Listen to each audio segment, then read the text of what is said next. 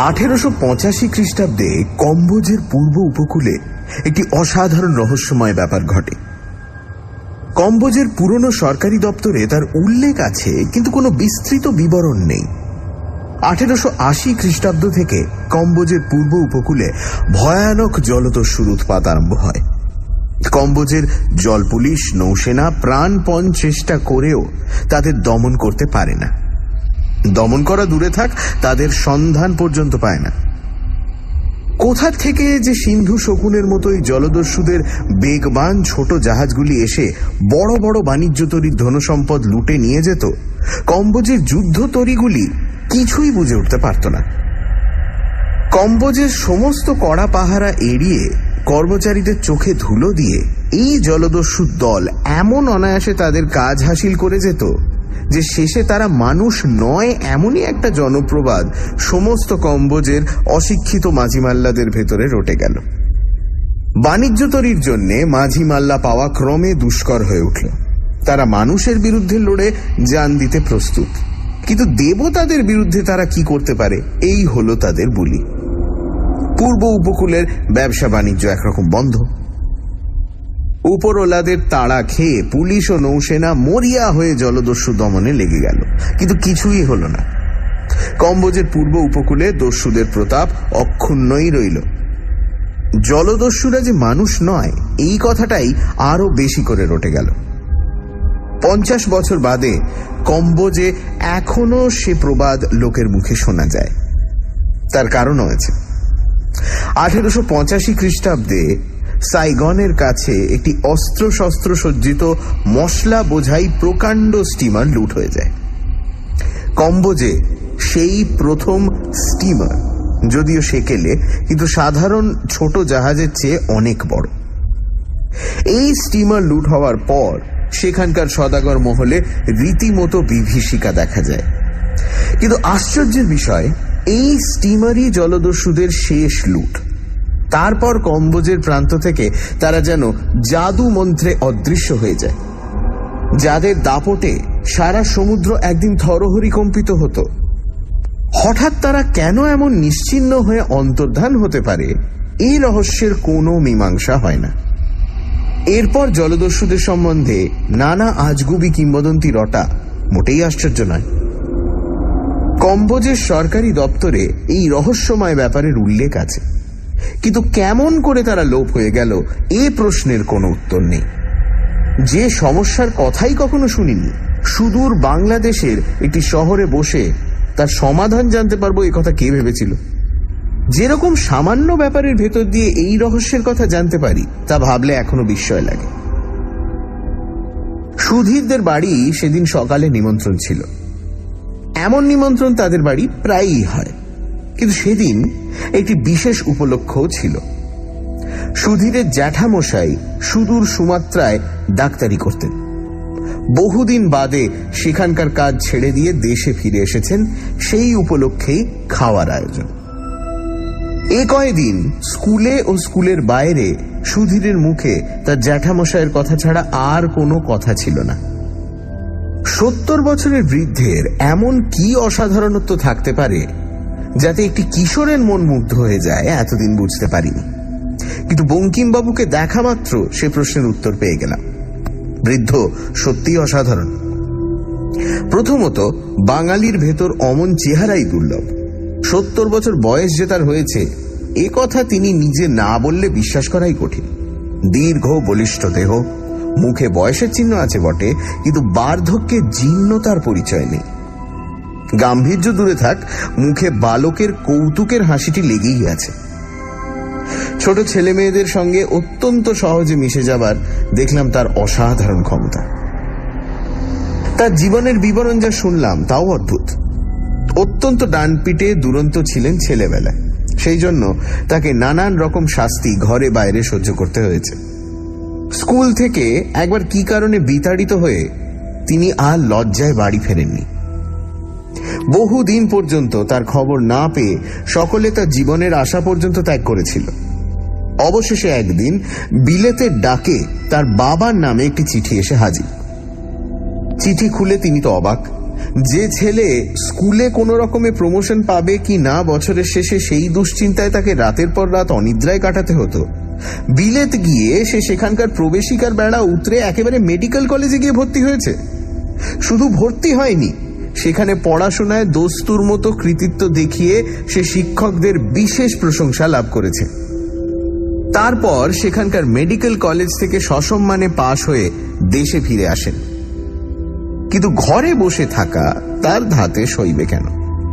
কিছুদিন বাদেই সুমাত্রার কাছে একটি বড় হাসপাতালের ভার পেয়ে তিনি আবার সাগরে পাড়ি দিলেন। সেই বিদেশেই তার সমস্ত জীবন কেটেছে। এই বৃদ্ধ বয়সে সে কাজ থেকে অবসর গ্রহণ করে তিনি দেশে শেষ জীবন কাটাবার জন্য ফিরেছেন। এই বিবরণ শুনেই তখন বিস্মিত হয়েছিলাম। জানতাম না যে তার জীবনে এমন ঘটনা ঘটেছে যার কাছে এই সমস্ত ব্যাপার নিতান্ত তুচ্ছ, সাধারণ। সকলে একসঙ্গে খেতে বসেছিলাম।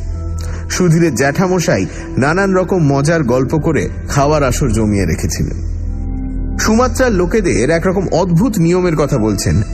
এমন সময় হঠাৎ প্লেটের দিকে চেয়ে তার মুখ যেন বিবর্ণ হয়ে গেল।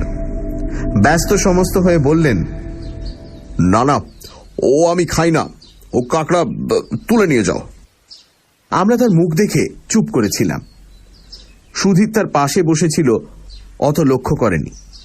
বললে, কেন জ্যাঠাবাবু, এই বুঝি আপনার দাঁতে জোর? কাঁকড়ার দাঁড়া চিবোতে পেছিয়ে যাচ্ছেন? বঙ্কিমবাবু একটু হাসবার চেষ্টা করে বললেন,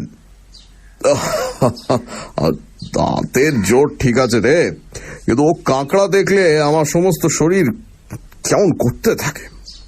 তারপর উঠে পড়ে বললেন, আমার খাওয়া হয়ে গেছে বাবু, বুড়ো মানুষ, বসে থাকতে পারলুম না, কিছু মনে করো না জানো।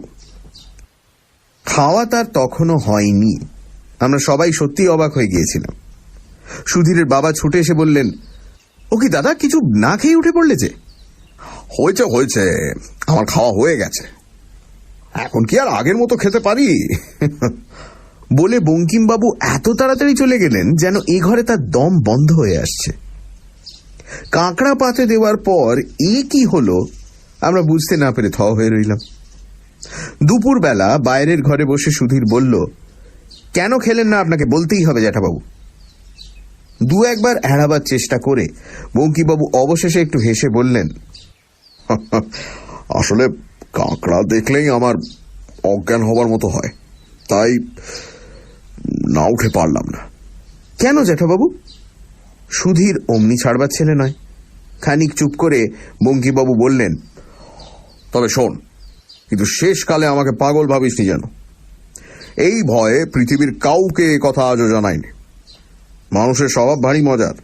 এত বড় আশ্চর্য দুনিয়ায় বাস করেও অত্যন্ত সাধারণ ব্যাপার ছাড়া আর কিছুই বিশ্বাস করতে চায় না। বঙ্কিমবাবু গড়গড়ার নলটি একধারে সরিয়ে রেখে আবার বললেন, তোরা বড়জন মনে করবি বুড়োর বিমরতি হয়েছে, তা বুড়ো হলে অমন হয়। এককালে এই গল্প বললে হয়তো আমার চাকরি, মান, সম্ভ্রম সব যেত। মানুষের অসাধারণের ওপর এমনই অবিশ্বাস। এইবার গল্প শুরু হলো। বঙ্কিমবাবু বলতে লাগলেন 50 বছর আগের কথা। সুমাত্রায় তখন বছর কয়েক চাকরি করেছি। এমন সময় সেখানে ভয়ানক কাণ্ড শুরু হলো। সুমাত্রায় তখন বসন্তের টিকে দেবার বীজ পাওয়া দুষ্কর ছিল।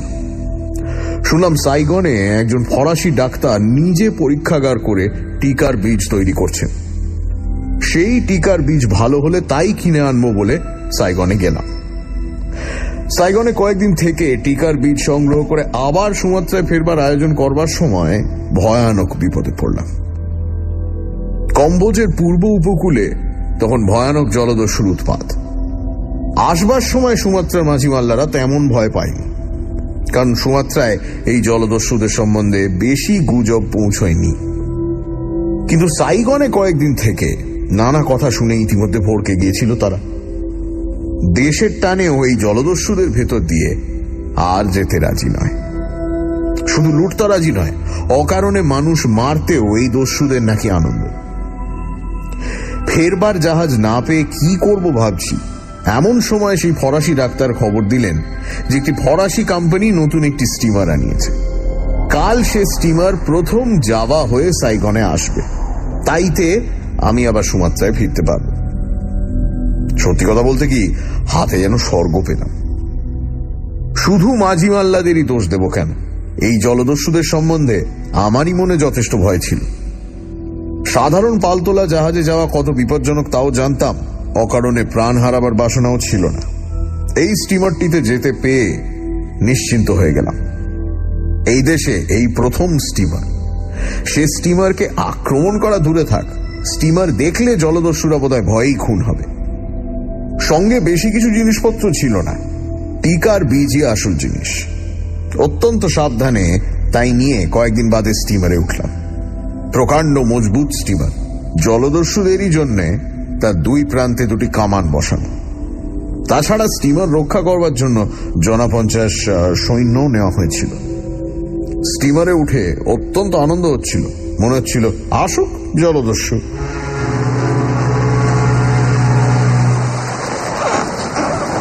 সকালে স্টিমার ছেড়ে সন্ধ্যায় যখন মাঝ সমুদ্রে পাড়ি দিচ্ছে, তখনও পর্যন্ত জলদস্যুদের কোনো চিহ্ন দেখা গেল না বলে একটু হতাশ যেন হলাম। জলদস্যুদের মজাটা একবার টের পাইয়ে দেওয়ার সুবিধে হলো না বলে। কিন্তু জলদস্যুরা এলো। রাত তখন বেশি নয়, চারিদিক অন্ধকার। হঠাৎ স্টিমারের প্যাডেলের গম্ভীর আওয়াজ ছাপিয়ে স্টিমারের তীক্ষ্ণ হুইসেল শোনা গেল। পর মুহূর্তে স্টিমারের ইঞ্জিন থেমে গেল। ব্যাপার কি? যাত্রীরা সবাই সামনের ডেকে গিয়ে ভিড় করলাম। ক্যাপ্টেন শশব্যস্ত হয়ে ঘুরে বেড়াচ্ছেন, সৈন্যরা কামান বন্দুক বাগিয়ে ঠিক হয়ে আছে। সামনে বহু দূরে গুটি কতক আলো দেখা যাচ্ছে। শুনলাম আলো আর কিছু নয়, জলদস্যু নৌবহরের। এবার অন্তত তারা আক্রমণ করতে আসেনি, আমরাই তাদের আক্রমণ করছি। স্টিমার থেকে একসঙ্গে কামান ও বহু বন্দুক গর্জন করে উঠল। জলদস্যুরা আমাদের এতক্ষণ দেখতে পায়নি বলেই মনে হলো, কারণ দেখা মাত্র টপ টপ করে নৌকোর সব আলো নিভিয়ে ফেলল।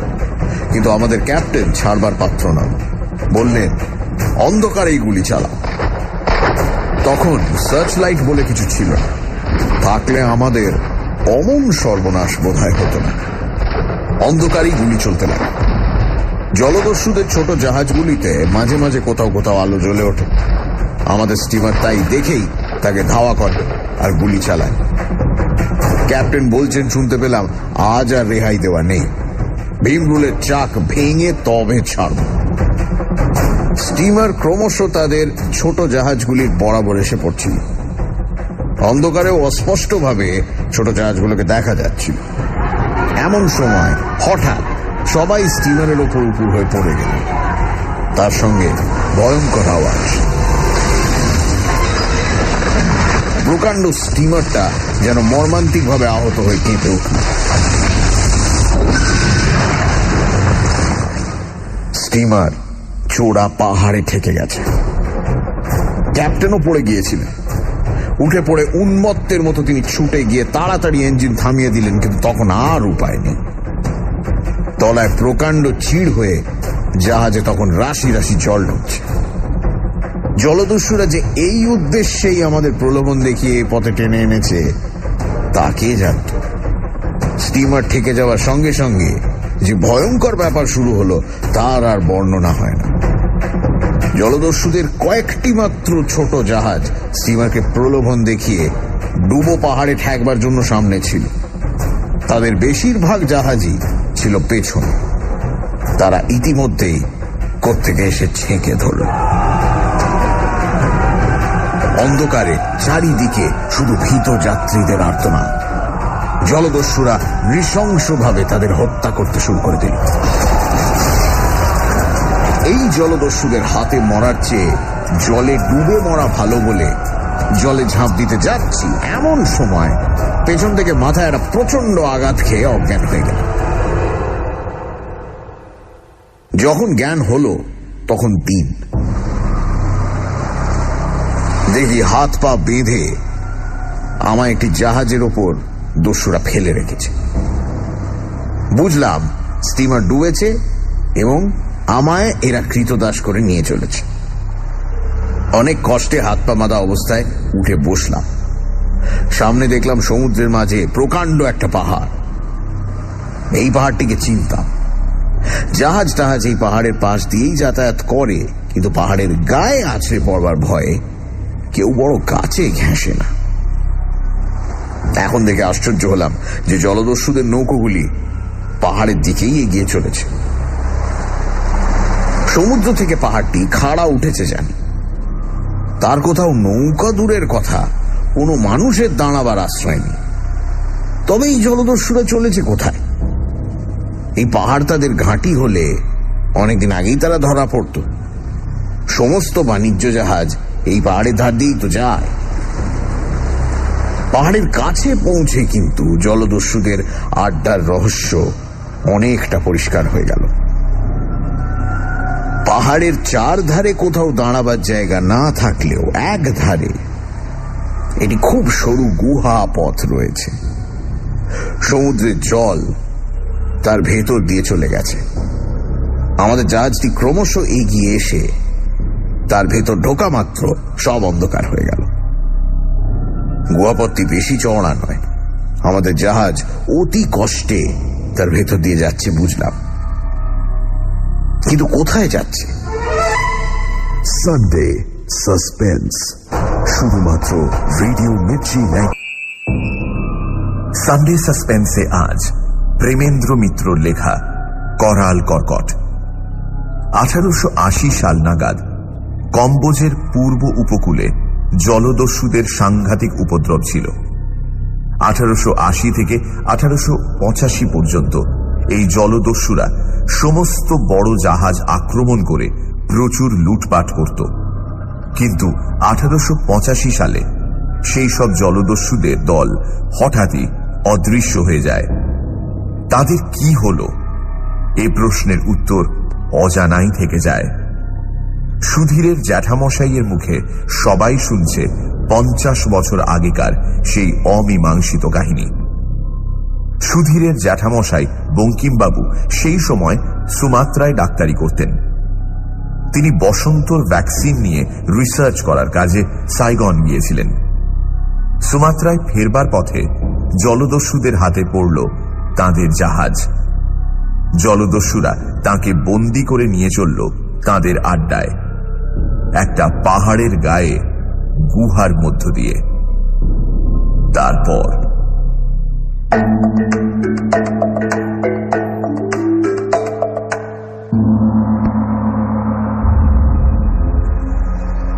অন্ধকারে এমন প্রায় মিনিট 10 কাটল এবং তারপর চারিদিক পরিষ্কার হয়ে গেল।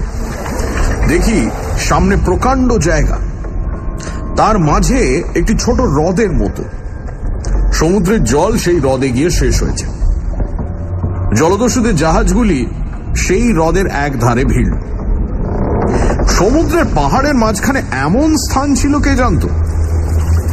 এইখানে মানুষের অগোচরে জলদস্যুরা নির্ভয়ে তাদের লুট করা মাল সঞ্চয় করে বসবাস করে। আমায় ধরে জাহাজ থেকে নামিয়ে দেওয়ার পর দেখলাম আমার মতো আরো অনেককে তারা বন্দি করে এনেছে তাদের দাসবৃত্তি করার জন্য। এরপর আমাদের যে জীবন শুরু হলো তার দুঃখ আর বলে শেষ করা যায় না।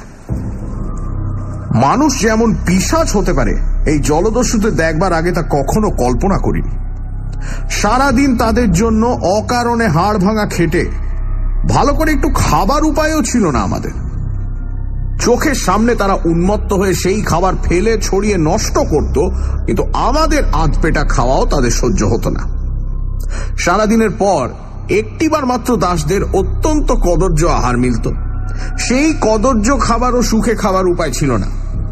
জলদস্যুদের তো লুট করা ছাড়া আর কাজ নেই। একজনের হয়তো ইচ্ছে হলো কৃতদাসদের নিয়ে একটু মজা করা যাক। খেতে বসেছি, হঠাৎ হাসতে হাসতে এসে লাথি মেরে সব খাবার ফেলে দিল।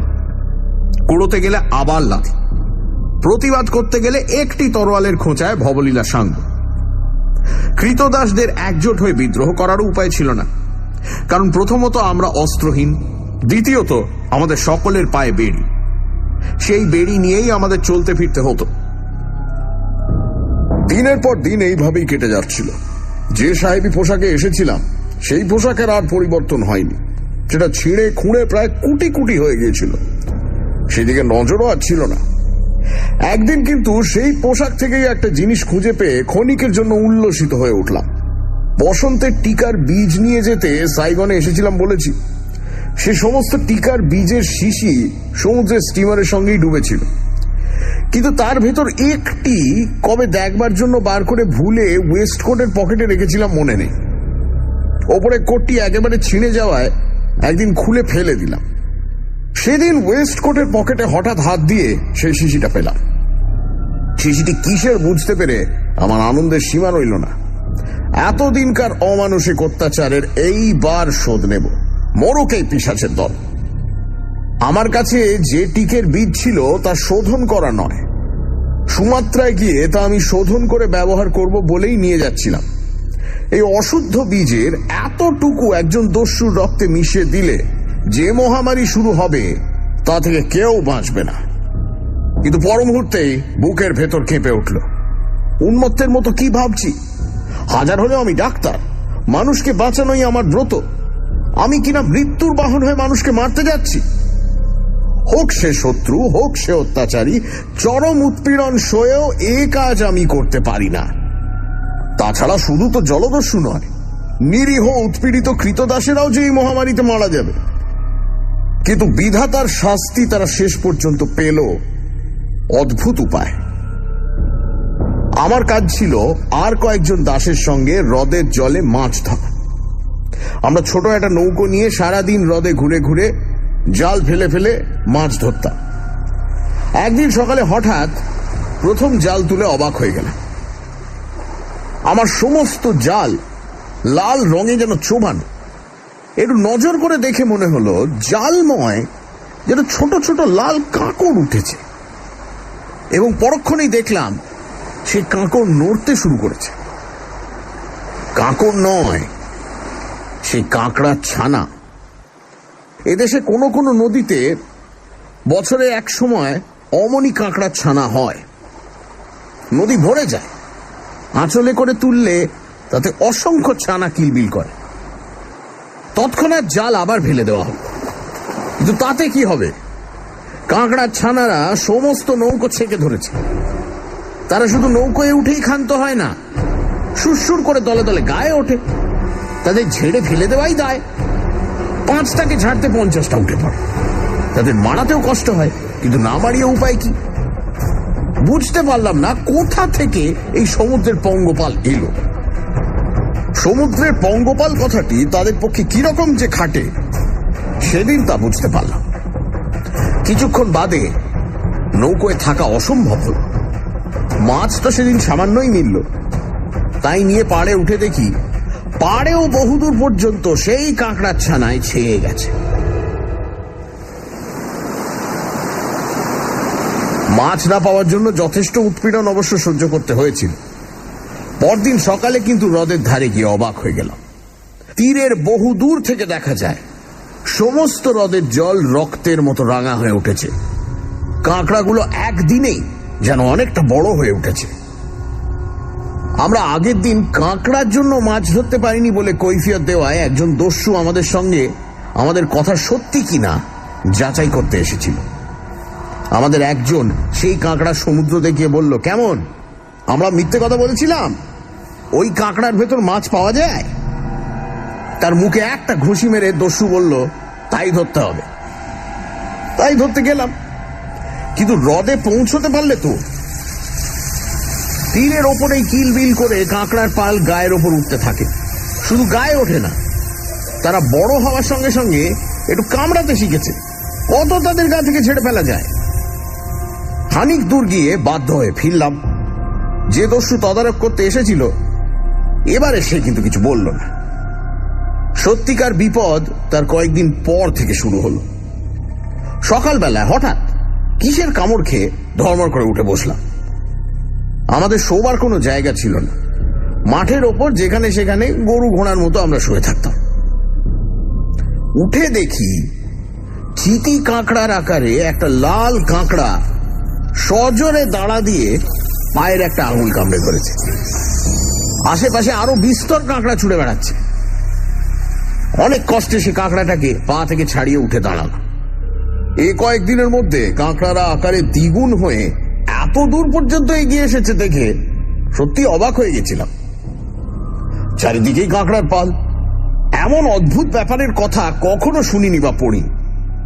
প্রকৃতির নিয়মে সব নিম্ন শ্রেণীর প্রাণীরই প্রথমে এইরকম বংশবৃদ্ধি হয়, কিন্তু শেষ পর্যন্ত অধিকাংশই মারা যায়।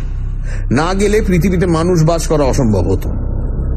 দস্যুদের দেখলাম একটা নতুন খেলা জুটেছে, কাঁকড়া মারা। তারা বড় বড় লাঠি নিয়ে কাঁকড়া মেরে বেড়াচ্ছিল। বিকেলের দিকে তাদেরও প্রাণে ভয় না হোক দুশ্চিন্তা দেখা দিল। এই কাঁকড়ার পাল না গেলে রাত্রিরে শোয়ার জায়গা তো মিলবে না। হ্রদ থেকে পালে পালে এসে তারা যেখানে যা কিছু আছে সব অধিকার করে ফেলেছিল। দস্যুদের প্রকাণ্ড ভাড়ার ঘরের চারধারে 25 জন দাস শুধু কাঁকড়া মারবার জন্যই মোতায়েন করে রাখা হয়েছিল, কিন্তু তারাও হয়রান হয়ে পড়েছিল। ক্রমাগত মেরে মেরে একদল ক্লান্ত হয়ে গেলে আর একদল তাদের জায়গা নিচ্ছিল। কিন্তু এত চেষ্টা সত্ত্বেও কাঁকড়ার পালের ভাড়ারে ঢোকা বন্ধ করা গেল না। রাত্রে কোথায় শোয়া হবে সেই হলো সবচেয়ে বড় সমস্যা। সমস্ত পাহাড় ঘেরা দ্বীপ কাঁকড়ায় ছেয়ে গেছে। সে দ্বীপে যা কিছু আহার্য ছিল তা প্রায় শেষ করে ফেলে ক্ষুধার জ্বালায় তারা উন্মত্ত হয়ে উঠেছে বুঝতে পারলাম। আমরা যে তাদের ভক্ষ নয় এ কথা তাদের বোঝানো ক্রমশ কঠিন হয়ে পড়ছিল। সে রাত্রে আর কৃতদাসে প্রভুতে প্রভেদ রইল না। সবাই যে যার দেহ বাঁচিয়ে আশ্রয় খুঁজতে ব্যস্ত। অনেক কষ্টে একটুখানি পরিষ্কার জায়গা পেয়ে শুয়ে একটুখানি ঘুমোতে না ঘুমোতেই কাঁকড়ার কামড়ে অস্থির হয়ে জেগে উঠতে হয়। সে কাঁকড়ার শক্ত দাঁড়া আবার না ভাঙলে ছাড়াবার উপায় নেই। সারা রাত এমনই পাগল হয়ে সকালবেলা যে ব্যাপার দেখলাম তাতে সমস্ত রক্ত জল হয়ে উঠল ভয়। একজন দস্যু অনেক রাত্রে অত্যন্ত মদ খেয়ে মাতাল হয়ে বুঝি অজ্ঞান হয়ে পড়েছিল। কাঁকড়ারা তার রক্তাক্ত কঙ্কালটি ছাড়া আর কিচ্ছু অবশিষ্ট রাখেনি। সকাল হলেও বিপদ বাড়ল বই কমল না। আগে শোয়ার জায়গা খুঁজে পাওয়া দুষ্কর হয়েছিল, এদিন দাঁড়িয়ে থাকাই দুষ্কর হয়ে উঠল। সমস্ত দ্বীপ রাঙা হয়ে গেছে কাঁকড়ায়। তারা পাহাড়ে পর্যন্ত ক্ষুধার জ্বালায় গিয়ে উঠেছে। স্থির হয়ে কোথাও দাঁড়াবার উপায় নেই। অনবরত গা ঝেড়ে চলে না বেড়ালে তারা কামড় দেবে। একটি নয়, একসঙ্গে 50টি। সেদিন যে কিভাবে গেল ভালো করে স্মরণও নেই। আহার নেই, নিদ্রা নেই, সারাদিন ছুটে বেড়াচ্ছে। কাঁকড়া মেরে মেরে হাত পা অবশ হয়ে গেছে, আর হাতে লাঠি নাড়াতেও ইচ্ছে করছে না। কোন রকমে একটু নড়ে বেড়াবার শক্তিটুকু আছে। সমস্ত দ্বীপে বড় কোনো গাছ নেই, থাকলেও এই কাঁকড়াদের হাত থেকে নিস্তার পেতাম না। সন্ধ্যার সময় পায়ের একটা আঙুল কাটা গেল। কাঁকড়াটাকে লাঠির বাড়ি মেরে গুঁড়িয়ে ছাড়ালাম, কিন্তু তার দাঁড়া ততক্ষণ জম্পেশ হয়ে পায়ে বসেছিল। আগের রাত্রে মশাল জ্বালা হয়েছিল, এ রাত্রে সমস্ত অন্ধকার। কে মশাল জ্বালবে, কে কোথায় আছে তারই খোঁজ হয় না। কোনো উপায় না দেখে অবশেষে পাহাড়ের দিকে ছুটতে শুরু করলাম। সেখানে হয়তো কাঁকড়ার ভিড় একটু হালকা হবে ভেবে, কিন্তু সে আশা বৃথা। যতদূর যাই সেই এক কাঁকড়ার সমুদ্র। তবু যতক্ষণ প্রাণ আছে ততক্ষণ জুজবই মনে করে এগিয়ে চললাম। এধারে পাহাড় ঢালু হয়ে উঠেছিল, তার গা ময় সেই কাঁকড়ার লাল ছোপ। অনেক ওপরে উঠলে হয়তো নিষ্কৃতি পেতে পারি মনে করে ক্লান্ত পায়ে টেনে টেনে চলতে লাগলাম। পাহাড়ের গায়ে নানা জায়গায় ছোট ছোট গুহা। ওরই একটির মধ্যে শুয়ে নিশ্চিন্ত মনে মরতে পারলেও যেন সুখ পাই মনে হচ্ছিল। হঠাৎ একটা কথা মনে পড়ে চমকে উঠলাম। এতক্ষণ এই কথাটি মনে পড়েনি, এমনই আমি নির্বোধ। পাহাড়ের গায়ে অজস্র শুকনো ঘাস রয়েছে। এটি ছোট গুহা বেছে তার ভেতর থেকে কাঁকড়া তাড়িয়ে যদি গুহা মুখে এই শুকনো ঘাস জড়ো করে আগুন করতে পারি, তাহলে তো কাঁকড়া ঢুকতে পারবে না। জানি সে ক্ষণিকের নিষ্কৃতি, বরাবর তো সে আগুন বজায় রাখার মতো ঘাস জোগাড় করতে আমি পারবো না, কিন্তু শেষ পর্যন্ত কাঁকড়ারা ঢুকবেই। কিন্তু তবু কিছুক্ষণের জন্য তো নিশ্চিন্ত হয়ে ঘুমোতে পারবো, তারপর আসুক মৃত্যু। সেই আশায় যেন নতুন বল পেয়ে উন্মত্তের মতো শুকনো ঘাস সংগ্রহ করে ছোট্ট একটা গুহা খুঁজে তার মুখে জড়ো করতে লাগলাম। এই ছোট গুহার ভেতরেও কাঁকড়ারা ঢুকেছে, কিন্তু চেষ্টা করলে তাদের মেরে গুহাটি নিরাপদ করা বোধহয় যেতে পারে। অবশ্য যদি বাইরে থেকে নতুন কাঁকড়া আর না ঢোকে তাহলে। ঘাস সংগ্রহ প্রায় শেষ হয়েছে, অন্তত 4-5 ঘন্টা সে ঘাসের আগুন বেশ জ্বলতে পারবে বুঝে গুহার ভেতর ঢুকতে যাব এমন সময় মাথা ঘুরে গুহার মুখেই ঘাসের ওপর মুখ গুজে পড়ে গেলাম। তৎক্ষণাৎ কোমরের ওপর প্রচন্ড একটা কামড় অনুভব করলাম, সঙ্গে সঙ্গে মড়মড় করে কি যেন ভেঙে গেল এবং তারও একটি অংশ দেহে ফুটলো বুঝতে পারলাম। এক খামচা পেটের কাছে মাংস সমেত কাঁকড়াটাকে যখন ছাড়িয়ে ছুঁড়ে ফেলে দিলাম, তখন মনে পড়ল ওয়েস্ট কোটের পকেটে টিকার বীজের শিশি ছিল, সেইটাই ভেঙেছে। সে নিয়ে তো তখন মাথা ঘামাবার সময় নেই। তাড়াতাড়ি গুহায় ঢুকে অনেক কষ্টে পাথর ঠুকে আগুন জেলে গুহার মুখে শুকনো ঘাস ধরালাম। ধীরে ধীরে গুহার মুখে আগুনের বেড়া তৈরি হয়ে গেল। বেড়া ডিঙিয়ে কাঁকড়ারা আর ঢুকতে পারবে না। এইবার ভেতরে কাঁকড়া মারায় মন দিলাম। হাত আর চলে না, তবু প্রাণপণে 8 ঘন্টা চেষ্টার পর গুহার ভেতরটা নিরাপদ করা গেল।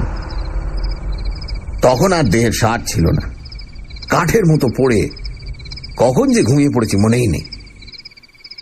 উঠে দেখলাম গুহার দরজার আগুন নিভে গেলেও ভেতরে তার ছিল। দেখলাম বাইরে কাঁকড়া গিজগিজ করলেও ভেতরে তারা ঢুকতে পারছে না। গুহার ভেতরে যে শুকনো ঘাস অবশিষ্ট ছিল তাই দিয়ে আবার কষ্ট করে আগুন জ্বালালাম। আগুন আর বড় জোর 2-1 ঘন্টা আমায় বাঁচাতে পারে, তবু সেইটুকুই যথেষ্ট। সমস্ত শরীরে ভয়ঙ্কর উত্তাপ ও বেদনা বোধ করছিলাম। বেদনা হওয়া আশ্চর্য নয়, সমস্ত দেহ অসাড় হয়নি এই আশ্চর্য। কিন্তু গায়ে আমার এসব কি? ঘাসগুলো বেশ ভালো করে জ্বলে ওঠা মাত্র নিজের গায়ের দিকে চেয়ে কেঁপে উঠলাম। আমার সর্বাঙ্গে বসন্তের গুটি বেরিয়েছে। বুঝলাম যে বীজে একদিন দস্যুদের মারবার কল্পনা করেছিলাম তাই ভাঙা শিশি দিয়ে আমার গায়ে ঢুকে এই রোগের সৃষ্টি করেছে। প্রথমটা ভয় হচ্ছিল, শেষে মনে হলো তাতে আর কি, মরতে তো হতোই। বেশিক্ষণ জ্ঞানও রইল না। জ্বরের ঘোরে খানিক বাদে বেহুশ হয়ে পড়লাম। কদিন যে কি অবস্থায় কেটেছিল জানি না। রোগের মধ্যে কি করেছি না করেছি তাও মনে নেই। সেবার যদি মরতাম কোনো কষ্ট পেতে হতো না, আমার জ্ঞান ছিল না। একদিন সকালে হঠাৎ চোখ খুলে মাথা পরিষ্কার হয়ে গেল। দেহ অত্যন্ত দুর্বল, নড়তে কষ্ট হয়, তবু কেমন যেন ভালো মনে হচ্ছিল। চেষ্টা করে উঠে বসলাম। তারপরেই মনে পড়ল সব কথা। কোথায় সে কাঁকড়ার পাল? গুহা মুখে চেয়ে অবাক হয়ে গেলাম। সেখানে মরা কাঁকড়ার খোলা স্তূপাকার হয়ে আছে। গুহা মুখে অতি কষ্টে দাঁড়িয়ে দেখলাম চারিদিকে স্তূপাকার মরা কাঁকড়ার খোলা। দুর্বল দেহেও প্রাণ রক্ষার জন্য সব করতে হলো। কেমন করে সে পাহাড় থেকে গড়িয়ে নেমেছিলাম, কেমন করে আহার না পেলেও পাহাড়ের গর্তে গর্তে জমা বৃষ্টির জল খেয়ে প্রাণ বাঁচিয়েছিলাম, সেসব বর্ণনার দরকার নেই। খাবার জিনিসের অভাবে ঘাসের দানা খেয়ে থাকতাম। তখন বুঝেছিলাম মানুষ সব কিছু পারে। 3-4 বাদে শরীরে একটু বল পেলাম। পাহাড় ছাড়িয়ে ক্রমশ দস্যুদের বাসস্থানের দিকে অগ্রসর হতে লাগলাম। সেখানে যে ভয়াবহ দৃশ্য দেখলাম তা জীবনে ভুলতে পারবো না। চারধারে শুধু মরা কাঁকড়ার খোলা, আর তারই মাঝে মাঝে মানুষের কঙ্কাল। কাঁকড়ারা কেন মরেছে জানি না, কিন্তু সমস্ত মানুষ যে নিঃশেষ করে মরেছে এটা নিশ্চিত। যে জলদস্যুর ভয়ে একদিন ওদিকে সাগরে যেতে মানুষের হৃৎকম্প হতো, তারা এমনই করে নিঃশেষ হবে কে জানতো? এইখানেই আমার গল্প শেষ। সেই ভয়ঙ্কর দ্বীপ থেকে কেমন করে একটি নৌকোয় করে বাইরে এসেছিলাম, কেমন করে সেই পথে একটি বাণিজ্য তরী আমায় তুলে নিয়েছিল, সেসব কথা বলবো না। এই অদ্ভুত কাহিনী অবশ্য কাউকে বলিনি। বললে তারা আমায় পাগলা গারদে না দিলেও চাকরিতে নিশ্চয়ই রাখতো না। তারা ভাবতো এরকম অদ্ভুত স্বপ্ন যে দিনে দুপুরে দেখতে পারে তার নিশ্চয়ই মাথা খারাপ। তাকে একটা হাসপাতালের কর্তা করে রাখা যায় না। তাদের বলেছিলাম যে স্টিমার ডোবার পরে আমি কোনো রকমে ভাসতে ভাসতে সেই পাহাড়ের গায়ে ঠেকি। সেইখানে আমায় একটি বাণিজ্য জাহাজ উদ্ধার করে। গল্প শেষ হয়ে গেলে সুধীর জিজ্ঞেস করল, আচ্ছা জ্যাঠাবাবু, কাঁকড়াগুলো কি করে মরল? তা ঠিক জানি না, তবে আমার একটা অনুমান আছে। কি জ্যাঠাবাবু? শুনলে তোরা হাসবি, তো বলি। সেই টিকার বীজ থেকেই কাঁকড়াদের ভেতর মহামারী হয়। আজকালকার কোনো কোনো বৈজ্ঞানিক প্রমাণ করেছেন যে মানুষের অধিকাংশ রোগ পশু পাখি এমনকি সমুদ্রের জীবজন্তুদেরও হয়।